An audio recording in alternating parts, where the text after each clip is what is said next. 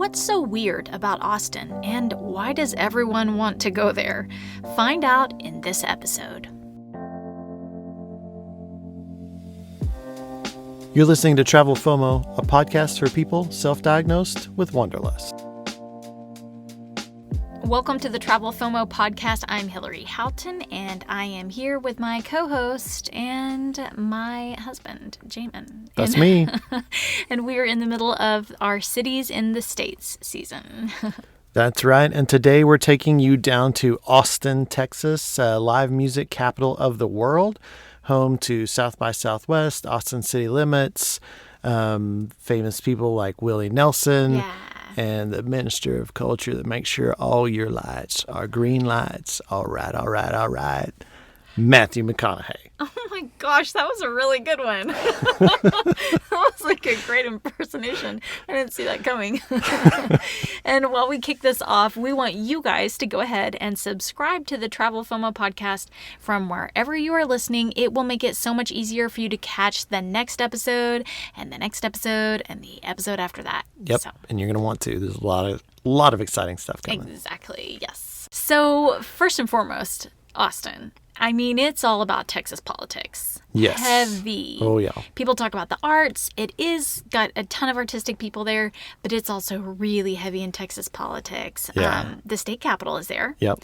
And it's gorgeous. And the governor's mansion is there, which is really cool, just right there. I actually got to tour it, and it was That's right. Yeah, it was kind of neat to see. Not nearly as big as I thought. Like, I expected like a mansion, but it's an old mansion, so it's not like the most enormous thing in the world. But it's also smack dab in the middle of Austin, so it did not feel nearly as private as one would think. Gotcha. I thought that was kind of interesting. If I remember right, there was like a pool with like a wrought iron fence around it, so you can imagine like I probably wouldn't go hang out in my pool with like this fence that like didn't even give me any privacy. You think the governor's out there yelling at the neighbor kids to like stay off his lawn? Right. That's kind of funny, but it's also right there. You've got like the Capitol, the governor's mansion, a ton of offices and all kinds of stuff. But then also the UT campus is right there, and a cool campus. It's a cool campus, and it really it's so cool how it has this amazing view that goes straight down campus, and straight up to the Capitol building. Yeah, it's really neat. You just kind of look straight south and you see the Capitol, and it's kind of enchanting, especially at night. And then it's also home to a bunch of different events. When you're talking about politics, one of the big events is the Texas Tribune Festival. Yes. And that is something you and I both got to go to quite a bit. Yeah, you had to work it like several times, and I got to tag along, which was great. Fun. Yeah, it was a great excuse to be in Austin. And one of the things I remember specifically was a party that we went to in the president's office on the UT campus. So imagine the UT president. Mm-hmm. He has this office. It's up at the top of this tall tower in the center of campus, and it looks straight down that street. I believe it's Congress Avenue. Yeah. But it looks straight down directly at the state capitol, and it was late at night on a Friday or Saturday night, and you just see this amazing view of Austin, and it was pretty cool. You could also look out to the, what would that be, east, and you could see the football stadium where everyone plays those huge games, and so it was really cool to see the campus from up on high, and although hot, I feel like it was at like 1,000 degrees. Oh my gosh. And it never fails that I was always there for work, mostly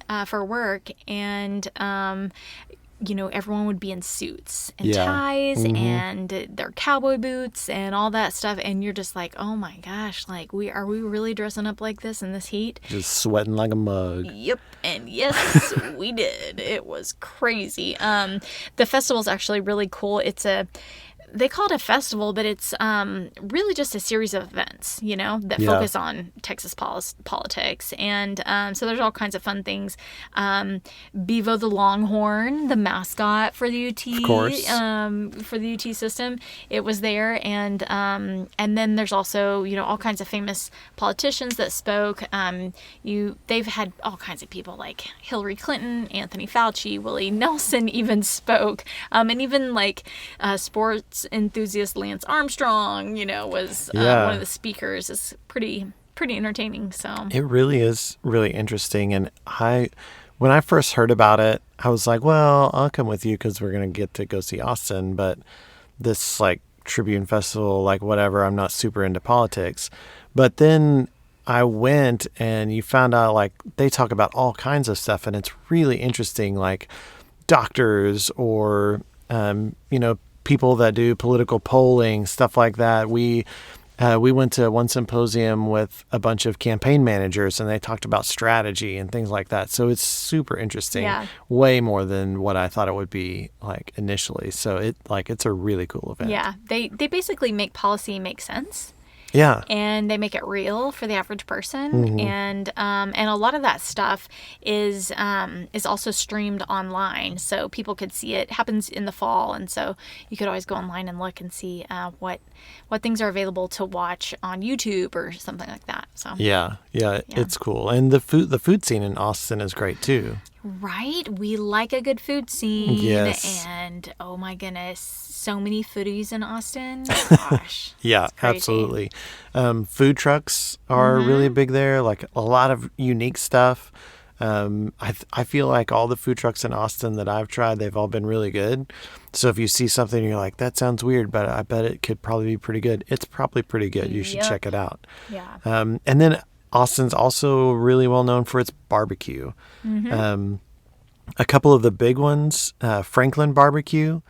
A lot of people have heard about that. I know like Franklin does like a master class and all that, and he's been on like Chase commercials and things for his barbecue. But people get in line and wait for 3 to 4 hours for that place to open up. It's like a thing. So crazy. People would stand up and wait in line for a barbecue place to open so that they could have lunch. And we actually got to go as part of a Tribune event. They like closed down the restaurant one evening, and there was someone from CNN and like a few other people there that were going to give a little talk. And I didn't care like one piece about that because we were in line for Franklin Barbecue, and it was so good. It was And good. I consider myself a little bit of a barbecue connoisseur. I've tried a lot of barbecue. I've eaten a lot of places. I've done the Kansas City barbecue. I've done St. Louis barbecue, the Texas stuff. And to me, Franklin barbecue is the best that I've had. Wow. Yeah. That's So awesome. yeah, if you can go there, and if you're willing to spend the money, I found out that because Franklin barbecue, the best thing they do is brisket. I found out that you can order a full brisket and you can like come and pick it up. Now you got to like, it costs, like it's expensive, but if you have a bunch of people that all want to try Franklin barbecue, that's a way to kind of circumvent the line a little bit. Ooh, that's smart. So yeah, pro tip there. And it's going to be really expensive. And you're going to be like, is this going to be worth it? And then you're going to sign up a bunch of friends to help you pay for it. You're going to get it. You're going to taste it. And you're going to tell all of them that you couldn't get it. And you're going to hoard it for yourself and just eat it all because it's that good. That's funny. I remember being really excited. But I remember it being good. I don't remember it like really being so much better than any other barbecue I've had. But It's really good. yeah. But Salt Lick is there too. They've got a few locations. I will say Salt Lick has a spot in the airport. And I'm not saying that it's bad, but you're not getting the Salt Lick experience if you have it in the airport. I think we can pretty much guarantee that anything you get in the airport is not going to be quality. Yes, but I had this debate with a person once in like a company that I used to work for, and we were like debating barbecue, and he's like, well, I've had Salt Lick, and I was like, well, what'd you think? And he's like, oh, it was okay. And I was like, where'd you have it? And he said, in the airport in Austin. I was like, no, you haven't had it. But it, Yeah, I would definitely argue that. yeah, it's really cool. There's one a little bit outside of Austin, and it's got a few buildings to it. And when you walk in, there's a huge pit that looks like a well. And that's where like the barbecue is. So there's a fire down in there in this pit, and all the meat is basically hanging over it, and it's kind of right in the middle. It's a really cool thing to see and to check out. So Salt Lick is pretty good too. Franklin's a little better, but Salt Lick is good. So you should check it out. True Food Kitchen is one that if you're if you're feeling guilty for how much barbecue you've eaten and you want to eat really clean, and be good, like that one's a great one. I loved that one. I went there with colleagues, and it is so it's delicious. It is a little pricey, but a lot of things in Austin are pricey, so just note to self. Yep. But the overall vibes there was pretty legit and just fun. They made clean eating look really, really fun. So yeah. Yeah, and Arturo's Underground Cafe, like we went there for breakfast one morning, I think. Interesting place. Yeah, we kind of were kind of an artsy, cool kind of spot. Yeah, compelled by the underground part of it. Yeah, that was cool. I think you've had really good sushi in Austin too. Uchi sushi, yeah. Oh my gosh, JJ White, she got us in at Uchi sushi, and it was unbelievable. We ended up going later on. You and I went with JJ again in Dallas. In Dallas, yeah, when they opened it up in Dallas, and it was good. But I remember being most blown away by it in Austin. Yeah. Gotcha. Hop Dottie Burgers is another spot that we've been to a couple times in Austin, and always really good. Food's really good. Milkshakes are really good there too. So that's one to check out. Matt's El Rancho. Yeah, that's a fun one. They got a great patio and a great Mexican food place and fun vibes. Great outdoor eating. Yeah, that's good. Chewy's is another, they've got locations kind of all over now, but they were an Austin-based chain that's really good. Check them out, like burritos kind of a thing. So check that place out. And then what was the name of the donut place? It's like donut based, but it's more than just donuts. It's like food. Yeah, Gordo's, that's right. Gordo's Public House. So they have burgers on donuts and stuff like that, right? Yeah, the bread of the burger is a donut. Yeah. Some really interesting, and then just crazy amazing donuts that right. Gourmet. Yeah, gourmet donuts, but the whole burger with donuts for the bun is hard to forget. Yeah, you gotta go in for that. And I mean, the thing about Austin too is the food is always the food scene's always evolving. Yes. So these are just random things we're throwing out there, and oh my goodness! But by all means, get on Yelp and find out for yourself what is the latest and greatest really cool spot that's there. Yeah, and Austin has little pockets, around the city of trendy spots that have a bunch of restaurants and bars and things. Yeah. And so, like you said, they're always kind of reinventing themselves, becoming new. So go hop on Yelp, check them out. Same with the night scene there. 6th Street is party scene, and it's a college town. So there's a lot of bars and stuff that you can go see. We actually went to a fall festival with your cousin Ashley and her husband Carl when we were in Austin once. The Pipkins. Yep, we went and had a good time with them. They took us around several places and made sure that we got to go in all the good spots. Rainy Street is another little area like that. We also went to a private party that someone had in their condo downtown as fun. really a work associate that we got to go to, and that was really cool. There was actually a pride parade that night, and a nighttime parade, which you never see. It's crazy. Yeah, and so I remember being in we had been at the Trib Fest all day, and then we were there. We're on this rooftop, and there's a football game on the TV, and then this parade coming through at night, like on the street, and we could see it, and there was just so much going on, and it was like, I feel like I'm in some kind of dream right now, because all of these things like shouldn't all be happening at once. Like I've somehow mixed up things, but but that's how Austin is. Like it's really cool that way. Like you don't know what to expect,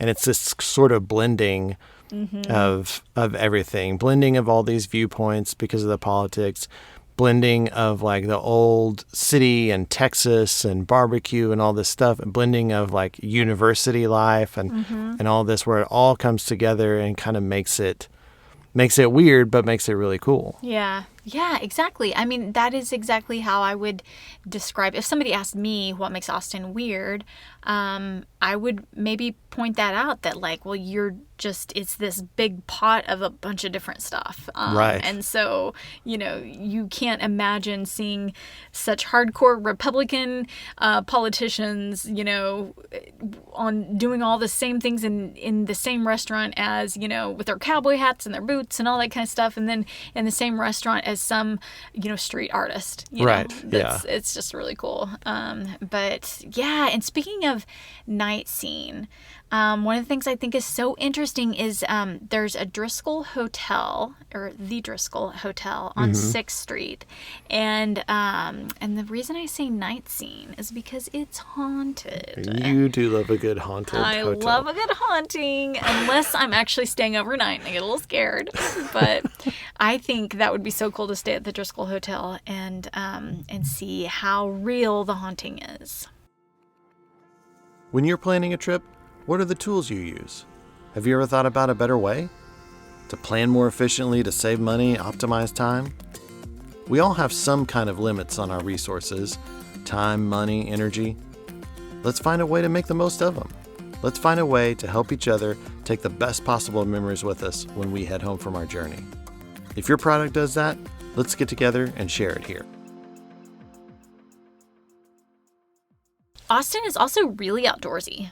Yeah. There's so much to do outside, and as hot as it gets and as humid as it is, it does not stop anybody. No, they just get after it. No, they get used to it. There's a ton of runners, I feel like, out of the Austin area, and they do marathons there and all kinds of stuff. But I have to say, I have looked into doing races there, and it is really hilly. Yeah, it seems pretty intimidating. Oh my gosh. So if you live there and you're running a race there, you're well prepped because you've been running those hills. But oh my gosh, if you're coming in from the outside, you better train well. Yeah, get ready. It looked really daunting to me. But then there's all kinds of activities associated with water too. Yeah. Because you've got Lady Bird Lake, you've got Lake Travis, Barton Springs. Really cool, yeah. So many cool things to do. You can go paddle boarding.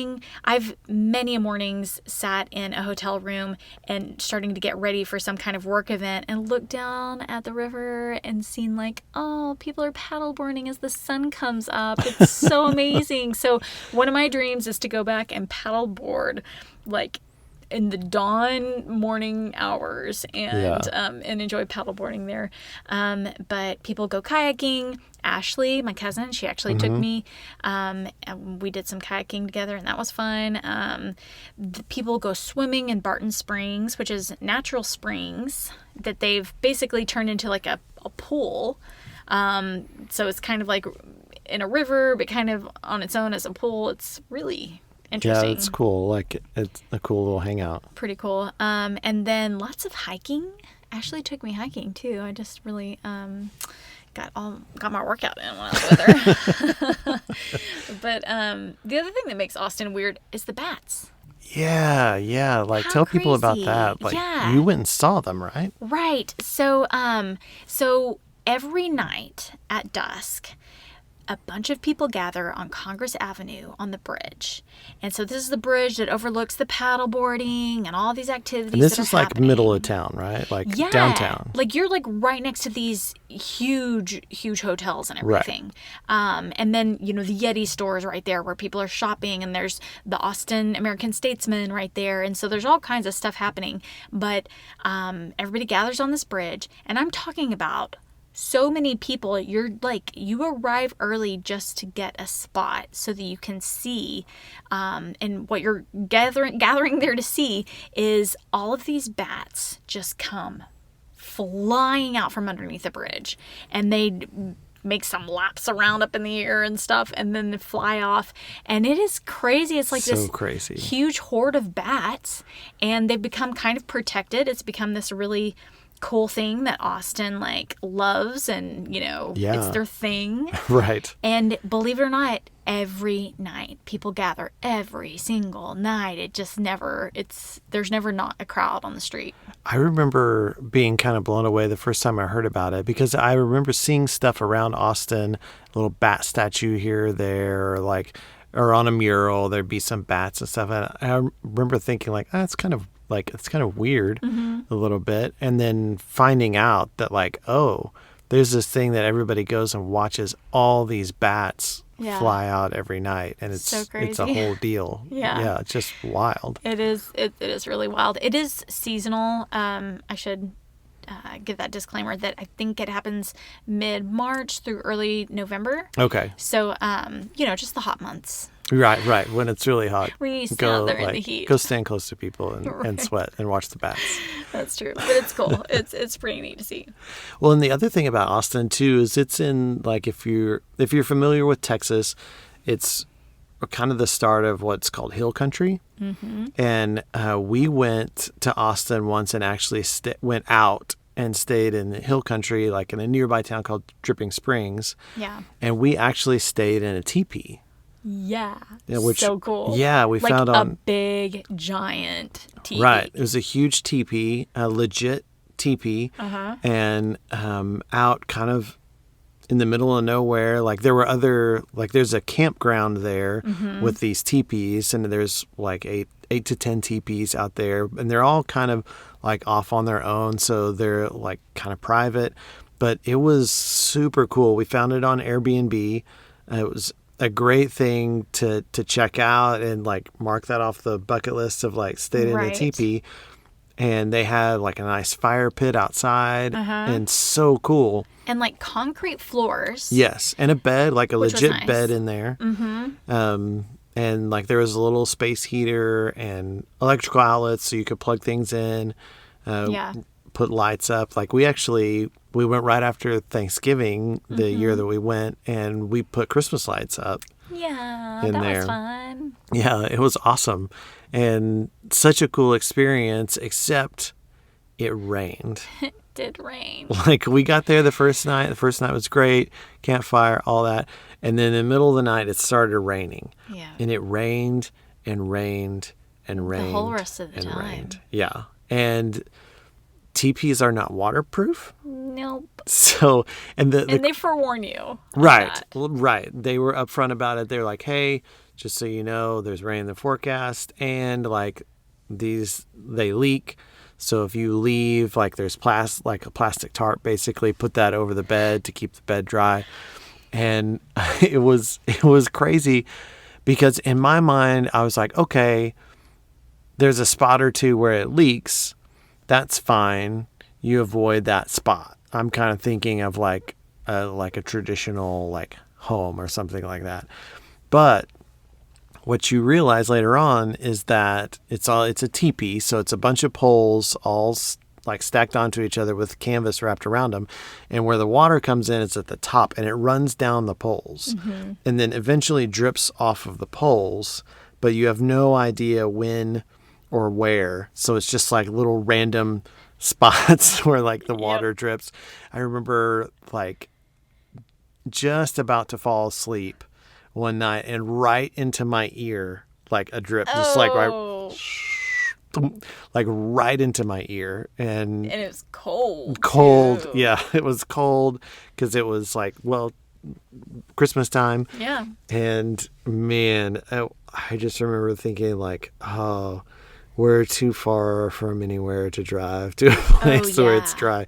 And the roads that it was far enough off the path that they forewarn you, you need a vehicle that can get you through some crazy roads. So like we had your Yeah. FJ Cruiser, which was like such a relief. Yeah, it's glad that we did. Because it was crazy trying to travel this. It wasn't even a road. It was like a dirt path. Yeah. It was crazy. And so like that was one thing. They also forewarn you like there won't be cell phone coverage. And Yes. so there was no, like let's, get online and, just Yeah, none of do that. something else because we can't be outside by the fire. So let's, no. Yeah, Yeah. nope, not happening. It was pretty cold too. They did have heated blankets, so I Yeah, would. that I thought helped. And they and the tried bed, to prepare as like much as the bed was possible. comfortable, and it was was. nice that it was concrete because you could get in out of the downpour Yeah. and everything was like clean in there, like, and really nice. Like, I would definitely go back and stay again and just hope for no rain. But it sort of forced us into kind of another unique adventure in that the next day we're like, okay, it's going to rain all day. We can't sit in here all day and then just stay in here tonight too. So we need to figure out something. And we drove to Fredericksburg. We sure did, but the night leading up to that was pretty rough for me Oh, that's right. because I had to go to the bathroom so bad, and Yes. it was wet. And it was cold, and it was dark, and I didn't exactly. We were so far out in the middle of nowhere, but I could not wait. I had to like get up in the middle of the night and use a bathroom, and so, this is a teepee. There's not a bathroom, so I had to like make my way to the bathrooms, which were really nice bathrooms, but they just weren't connected to the teepee. Right. And so I woke you up and I was like, hey, Jamin, I've got to go to the bathroom. If I'm not back in a few minutes, come find me. And I resisted the urge to bring our dog as protection. Yeah, Maggie stayed with me. Yeah. And so I went and went to the bathroom. Well, that was crazy in itself. I think it was maybe the next night that I actually did have Maggie with me. I was taking her to use the bathroom at the end of the night, and and we were about to go to bed, and I took her around to use the bathroom, and then we saw something, and we were not sure what it was, but we saw basically behind someone's vehicle there was 4 legs, and I couldn't decide if it was like a wolf or a deer. It's some kind of Gila monster. It was scary though. And Maggie was like growling, and she's scared of everything, and I'm scared of everything. So we were not the best duo for that. You But guys hyped each other on that plan. I was like, hey, get out of here. And I like got out fortunately, I did have my phone with me. Even though I didn't have reception, I still had a light to shine, and so I was like shining my light and screaming at the 4 legs, and then they disappeared, and I never found out what it was, but it was very dramatic. Yeah. But back to Fredericksburg. Yes. So we did go to Fredericksburg, like, when it wasn't night and wasn't scary, but Right. It was still raining. it was still raining. It rained all day, but Fredericksburg was really cool. Like, I love Fredericksburg. Oh my gosh, I would go back in a heartbeat. yeah, like a ton of shopping, restaurants, stuff like Yeah. that. So we went. It was kind of funny because we were in like camping. We were in our like camping clothes, and I was like dressed to go camping, and we're like shopping in Fredericksburg and all Yeah. that stuff. But it was fun. Like, it was great to walk around, and we stopped in a couple places and had breakfast, had a cocktail here or there, like, as we shopped and spent some time. Yeah. It just hanging out in Fredericksburg where it was dry. Yeah. And I mean, it's got it's a really dog friendly community too. Yeah. So I had been there about a year before, and had brought Maggie, our dog. And so I'd actually been like romping around the streets shopping with her, and people will let you bring your dog into their stores, which is kind of crazy.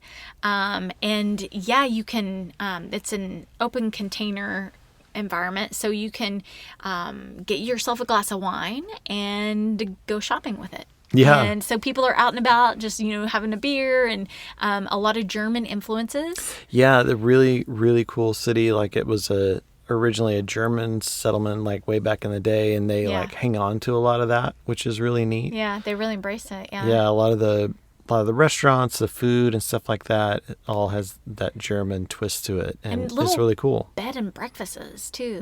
That Yeah. was like have that vibe as well. So yeah, definitely worth going and checking out, kind of in and of its own right. And really surprising for Texas. You don't expect to come across a little German village with German food, you know, but they really embrace it, and it makes it even cooler because they do. Yeah. Yeah. And then another thing close to Austin is Protonalis State Park. Yeah. We've been there and went hiking, and it's got these falls that kind of like basically massive stair step, like tennis court size stair step down falls of like the water, and it makes these big pools and runs, and you can hike down there. We can hike down to the river and all that kind of stuff. We did that. And the riverbed is like all rock. Yeah. And it's what makes it look so unique is you've got all this rock that just stair steps its way down, and all the water flows down all these steps of rock that makes it really cool and creates these unique pools of water kind of people can swim in or it was really cool. I was glad that we did that. Hadn't, it was one of those where I was like, oh yeah, I've heard of the Protonalis River, but I was not expecting it to be as cool as it was. And getting to do that hike was really fun. Yeah, for sure. And it's in the that hill country is also wine country. Wine country. Yep. So there's a bunch of vineyards. There's also a lot of distilleries out there. So kind of a little bit of everything, depends on what you like, but you can find something really cool. Go out and do a wine tasting. There's even a lot of them you can stay at. Distilleries the same way. You can go like sample stuff and find what you like, and just a lot of local stuff. A lot of really cool stuff out there. And hill country kind of has its own vibe. It sort of has that high desert feel to it, where stuff is kind of dry, but it's a lot of hills and mesquite and things like that. It's really, really pretty and cool, and just sort of its own unique twist. And it's all right there, just outside of Austin. Yeah.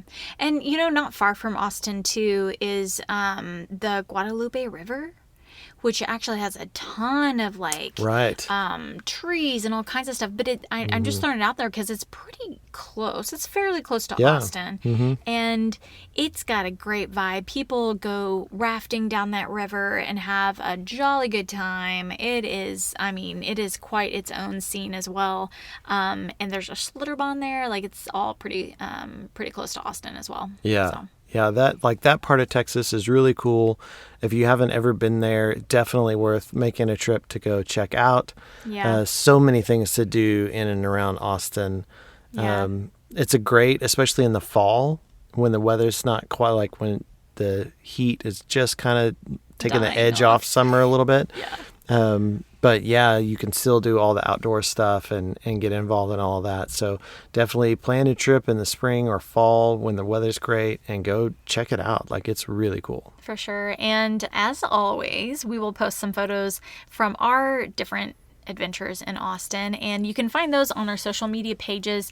You guys know we are on Instagram, Facebook, TikTok, and YouTube, and that's also a great place. If you guys are out there on those channels, tag us whenever you're traveling, and let us see your travel photos. We love that kind of stuff. And then when we're not traveling, we absolutely want to be living through you guys. yeah, let us know what's going on so that we can have FOMO with you. Yes, exactly.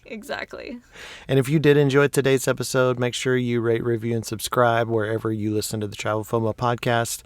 You can also find out more about us at travelfomopodcast.com and connect with us there if you so choose.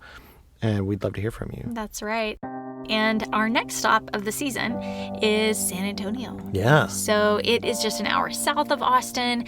It's a destination all in its own right. It's got all of its own stuff. There's the Riverwalk there.